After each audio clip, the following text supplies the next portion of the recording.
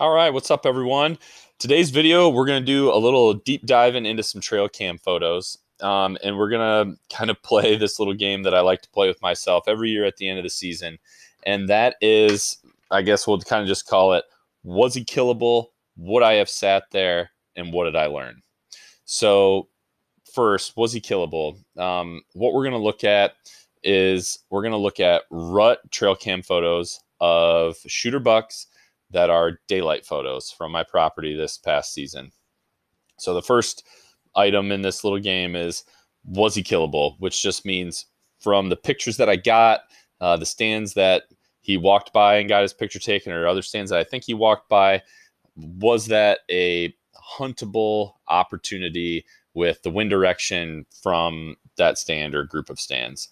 That's number one, is just, was he killable? Number two is, would I have actually sat there? And that's just taking into account like the number of times maybe I hunted that stand, maybe the number of times I hunted my property. Would that actually have been a location that I would have picked, or was that just, is that kind of something new? Really just kind of like honestly evaluating, would I have actually hunted there? And then number three is kind of per photo or per the group of photos, like what are my takeaways from this, from using this Hunt Perfect software? Like, what did I learn? So what I want to do first is show you guys the map that you guys have probably seen quite a bit. So the common theme, at least with number one, the was he killable, is wind direction. That's kind of what we're going to focus on. So this is my property. The stands that we're really going to talk about, kind of my main focus stands, this past season, the ones that I felt with the changes that I made, that I had the most confidence in me accessing, were kind of these four right here. These four white blocks right here. I actually didn't end up hunting this stand at all. These were the three that I hunted, and this one I hunted one time. Those are the ones that we're going to talk about. Those are the ones where deer either got their pictures taken or walked by. And the cameras that we're going to talk about with these pictures are these four orange boxes right here. So west winds, that is money for my property. Basically, all of these stands are on a line where flooded timber meets high ground. All this, I mean, excluding my house, all the woods here is flooded timber, and the deer normally don't use it. So that is my access. That is where I want to blow my wind. That is where I'm able to successfully hunt. So anything westerly, northwest, southwest, straight west is good. Anything easterly, obviously, is not going to work. That's going to blow into my property. Straight east, southeast, northeast. And then the straight north and souths are kind of iffy. They're kind of meh. It really depends. Time of year, recent intel, that kind of stuff. So west is good. East is bad. Straight north, straight south, iffy. So let's dive in. Let's just dive right into these photos. The first one, was he killable? The answer is yes. This was a southwest wind. This was on October 27th in the evening. So based on wind direction, this buck was definitely killable. And he actually walked by multiple stands on this evening. Would I have sat there? So I'm going to say yes on this one, because the wind direction, kind of just the general overall weather, those couple of days were the same. And I hunted one of the three stands that he walked by the next day. I don't remember why I didn't pick this day, but I picked the next day. I don't know if it was a little colder, if maybe it says possible light rain here, maybe the precipitation stopped. I don't really know what it was, but I missed this buck by a day at one of the stands that he walked by. So killable, yes. Would I have hunted there? Yes. November 1st. Was he killable? Yes. Northwest wind is in my food plot. Would I have hunted here? No. Couple reasons. One, there was a big storm front blowing in on the 1st. So that afternoon was crazy wind, rain, snow mix. It was still out of the west, but it was just a nasty day. And that morning, the temps were kind of warmer and starting to cool off as that front came in, but the pressure had dropped, winds were high. My food plot, I just wouldn't have sat there. I ended up actually checking quite a few cameras, not this one, but that afternoon, just because it was so windy and rainy and snowy and stuff. But would I have actually hunted this morning? No. So killable, yes. Would I have sat there? No. November 2nd. This is like the opportunity that I really missed out on, that I 100% would have been out in my woods. My previous video, I'd mentioned my son's daycare was closed the first week of November, which was Monday the 2nd to Friday the 6th. I checked some cameras on the 1st and had like that buck on the 27th on camera, but not a ton else.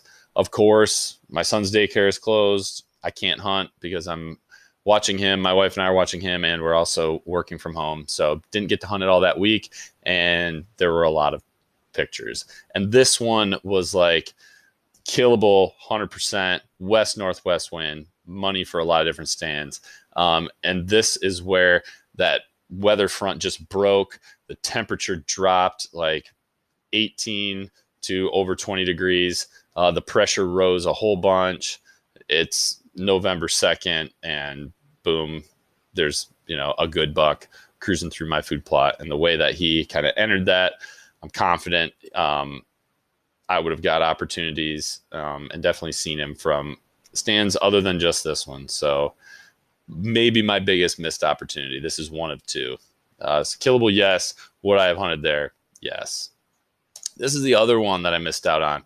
So this is one picture. This is in my food plot first. Next picture is at this stand. So this is November 7th. This is in the evening, southwest wind. So is he killable? Yes. Would I have hunted there? Yes. I hunted this stand that morning, and I didn't see the deer, but I could hear deer running around. I mean, it basically sounded like a buck chasing a doe in some of my hinge cuts and some of my thick stuff.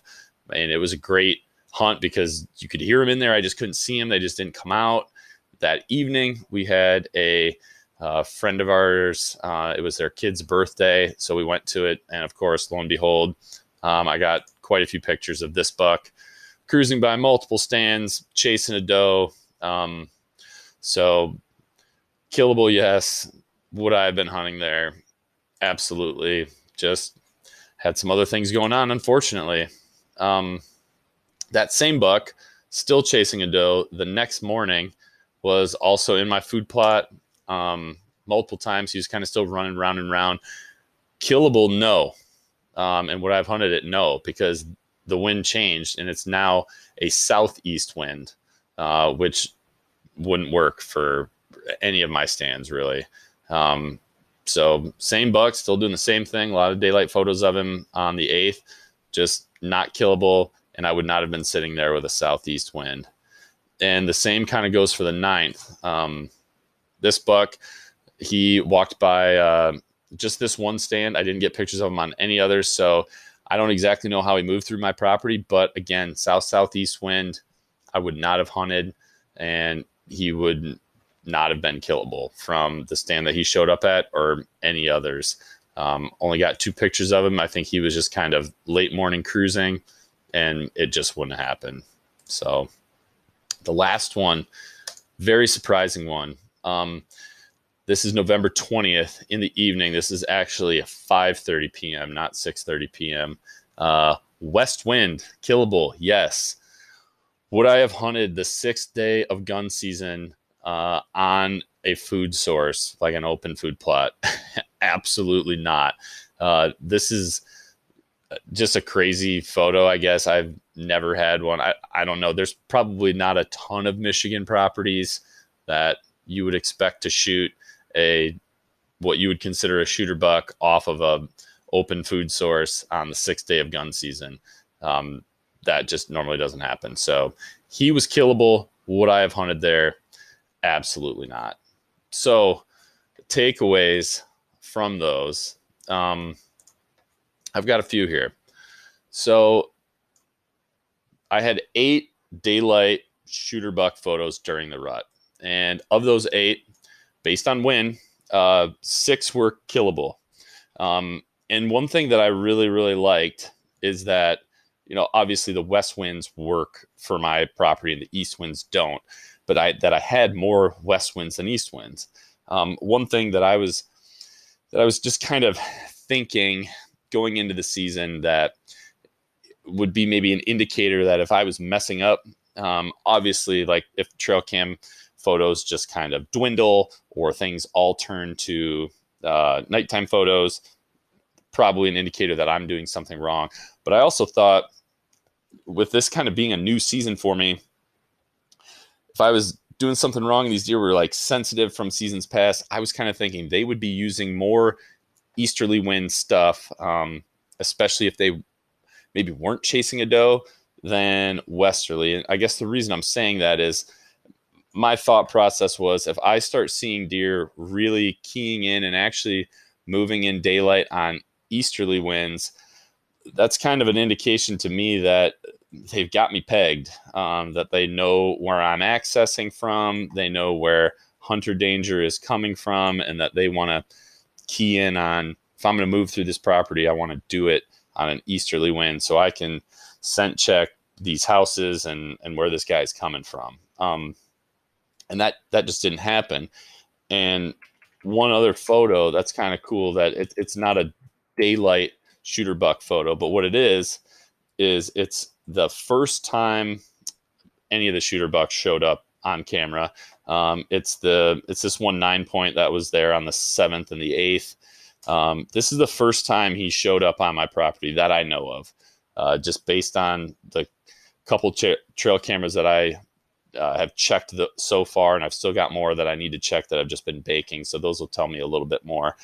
But the first time he shows up on my property is just after shooting light, and the way he's moving is on an east wind, and he's like walking right through the middle of my property into my food plot with the wind in his face,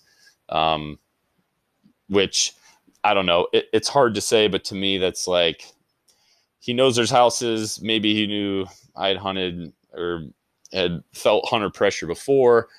He's coming in here to check things out. He's doing it really conservatively. And thankfully, I hadn't hunted yet. I hadn't stepped foot in that food plot since Labor Day weekend. So there was no human scent for him to find. And then the very next time he shows up 2 days later on the 27th, and he's using west winds in his favor to scent check food plots, come into the food plot, walk around. Obviously he was then there chasing a doe, but westerly winds on the 7th, and back in there again chasing a doe, even though the wind switched to the east. So it was just a good indicator for me that a lot of deer were using more west winds than east winds. 3 out of, I guess, the 6, that should be, oh, sorry, I need to move this back over. 3 out of the 6 of the killable deer were legit opportunities. The 27th, the 2nd, and the 7th. And I just missed it by either a day, a half a day, or obviously the situation where I just couldn't hunt because I had work and a kid to look after. But it's pretty good to me. 50% of the true killable bucks were legit opportunities where I would have or almost was there. And it sucks that I wasn't there, but I'm okay, and I can live with that, knowing that there were legit opportunities this year on my property. This is a big one that normally doesn't happen. Number 3, that's bucks actually in my food plot during daylight. They're, in the past, I think I said in my other video, I can think of 2 daylight buck photos in the season in my food plot. And, you guys saw from the pictures, there were a whole lot more than 2 this year. And a lot of it, I don't know if I would have hunted my food plot unless I'd gotten some of these pictures a little sooner than I did. But it definitely gives me a lot of confidence knowing that, okay, they feel comfortable coming into there. They feel comfortable coming into there on winds that are, based on the way they're walking, they're favorable for them, but they're favorable for me too, with them being westerly. So that's a big plus, and that's something that I'm definitely going to key in on more in 2021. Trail camera height. This is something that I don't think I've really touched on before, but this year I put all of my trail cameras at least, like, I'd say 7 feet, like right above my head, maybe 8 feet if I could reach up that high on that tree and stuff. And I think that made a big difference. So in the past and even this summer, I've had deer, bucks, does, all of them have pegged cameras before. And I mean, you can tell when they do it. And sometimes, it's hard to tell. Was that just the one time that buck was walking through that area and he wasn't going to come back, or did he not come back because he pegged your camera, type of thing? So a lot of the habitat gurus out there, pretty much all of them, preach like getting your trail cameras up high and kind of just angling them down toward the spot that you want to get your pictures taken from. That's what I did. And honest to God, I cannot think of a in-season trail cam photo of any deer, buck, doe, shooter buck, little buck, whatever, that had my camera pegged. And I think that really helped out. And then checking select cameras in the rain or like precipitation and on west winds, that worked. So I'm going to go back to the map really quick. And I kind of said this earlier. So the only cameras that I checked in season were this one right here, this one that was attached to my box blind, actually. I did have another one right here for a little bit that I checked, and this one. Really, these three were the main ones that I checked in the season. And I only did it a couple of times. One of those times being on November 1st, midday, when that storm was just full throttle. And the reason is just these are really easy ones for me to access, all coming from my flooded timber, using a west wind. I'm not going to blow stuff out with my wind blowing all over the place. Middle of the day, I can get in really easy. And the thought was, hopefully, if I'm doing it in precipitation, whatever scent I do leave on the ground gets washed away quickly. That worked because I checked cameras on the 1st, and the 2nd to the 9th was just the field day back there for bucks. And one of the biggest validations of this was not just checking these three that I felt comfortable checking. It was actually checking one that I did not at all want to go to, but I did. And that was my cell cam. So I did have a cell cam placed up here in this small little food plot on my transition line right here. That camera, the batteries died at like late October. I mean, the start of prime time. And I was just debating, do I just forget about it, just leave it, don't step foot back there? I made the call when I was checking these ones with just the amount of wind, rain, snow, nasty weather, of me just being able to move quietly with wind in my favor, change the batteries, and get the heck out of there. So I did that. I mean, I walked, this entire line, which was one thing I did not want to do at all this year, because me doing that in the past basically ruined my property. But I did it. And I did it, like I said, on the 1st midday, and on the 2nd through the 9th, and there on out. I mean, there were plenty of pictures. So that strategy of checking the cameras under those conditions, I mean, it sucks because you don't get them that much, but it definitely kept the pressure down on my property, which in turn resulted in a whole lot more bucks in my property during the daylight. A change that I got to make is that cell cam placement. So I had it up here just because historically, this is where I get the majority of my good buck pictures in season. And most of them would be at night. But a lot of the deer, they just like to hug this transition line. And I think a lot of it had to do with me hunting spots and intruding into the property up to here, or walking way back through and intruding the property into here. They just felt most comfortable staying right to the most cover possible. I didn't really know how deer would use my property this year with my new strategy and improvements. So I put the camera up there, and all those pictures that I just showed you guys, and even nighttime photos, not a single one of those deer got picked up on this cell cam. And it was working.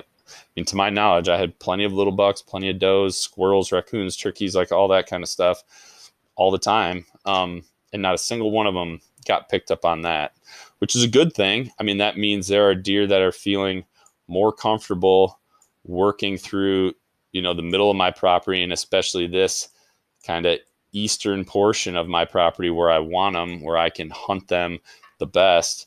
But I got to move that. And honestly, I really want to get more cell cams, because had some of these other cameras been cell cams, and that would have been a big help to get that info real time, instead of, checking cameras on the first. And then I think I checked them again on like the 15th. When I got on my blind, that was another really super windy, crappy day to hunt. First day of gun season. Wasn't going to be back in my woods a whole bunch after that. So I checked some of these, and obviously I missed the bulk of that intel. So had I had some cell cams in and around my food plot, a few cameras that I have soaking back in my property are here and here, maybe depending on what those show, which I'm guessing, fingers crossed, that's got some good stuff on it. These might become a cell cam. Just getting a little bit more coverage, being able to get real-time data instead of having to wait for conditions to be perfect is definitely something that I want to, implement in 2021. And then really my biggest question mark, and I don't think this just applies to 2021, I think this is going to apply for maybe the next couple of years, is how much even these, stands that I'm confident in with access and wind direction and all that kind of stuff. I mean, there has to be still some amount of impact that I'm making when I go to them. So how much or how many times can I hunt those stands before I make an impact that I see? So during the rut, I hunted the 28th, I hunted the 7th in the morning, I hunted the 28th in the evening, the 7th in the morning. I hunted the 15th in the morning, but the weather was just really crappy. I wasn't out very long. And then I hunted the 16th. And that, based on camera pictures and stuff, like that was okay. I would certainly like to hunt more, especially with that, that week of the 2nd through the, 9th just being dynamite. I want to be able to be in there more, but I guess I don't know how much is too much. And that's probably just going to have to be trial and error, of just maybe next year hunting it more consistently, hopefully getting more real-time data and hunting it hard, if you want to say that, and just seeing what happens. And if things shut down, then, I might have burned my property, but at least I'll kind of start to get a gauge of just like, okay, time of year, we know when they're going to be here. We kind of know how long they're going to stick around. Here's how many times you can kind of hunt stuff, or how many times you can hunt this stand versus this one. That I think is really going to be moving forward one of the biggest question marks that I want to be able to figure out. Another thing that I didn't list on here, but that I thought was also kind of interesting, and that's going to be a factor that I'm going to pay close attention to, or more attention to in the coming seasons. If we go to the habits page of Hunt Perfect, this is where Hunt Perfect breaks down all the trail cameras in, kind of however you've grouped them into some really nice to read, like bar graphs or pie charts. We got it on pie charts right now. We already talked about wind direction, time of day, temperature, some of that kind of stuff. It's fairly stereotypical, I guess.